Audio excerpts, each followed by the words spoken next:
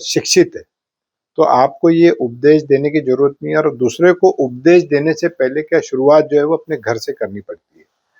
तो दूसरे को उपदेश देना आसान होता है और शुरुआत करना बहुत मुश्किल होता है।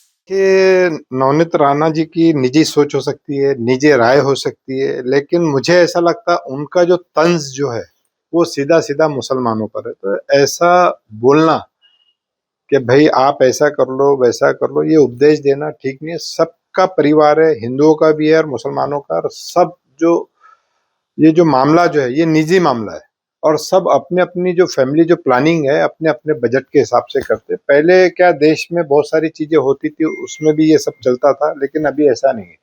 अभी जैसा मैं मुस्लिम हूँ, मुसलमान होने के नाते मेरे खुद के 2 बेटी है मेरे को। मेरे जो बड़े भाई है, उनकी 1 बेटी है। मेरा जो छोटा भाई है, उनको 2 बेटे हैं। मेरी जो बहन है, उनको 1 बेटा, 1 बेटी है। तो ये ऐसा बोलना भी, मुसलमान इस देश का जो है, शिक्षित हो चुका है। आप जो बोल रही है बिल्कुल ये गलत है कि 19-19 बच्चे जो पैदा करते और बार-बार आप जो पाकिस्तान का जो नाम लेती, तो मैं आपको बोलना चाहता हूँ कि जो बेईमान मुसलमान थे वो चले गए पाकिस्तान। अब जो इस देश में जो मुसलमान रहता है वो है ईमानदार और वो अपने आप को इस देश में, देश का जिस हिसाब से विकास हो रहा है, उस हिसाब से अपना भी वो विकास करना चाहता है। और इस देश का जो मुसलमान है वो शिक्षित है। तो आपको ये उपदेश देने की ज़रूरत नहीं है और दूसरे को उपदेश देने से पहले क्या शुरुआत जो है वो अपने घर से करनी पड़ती है।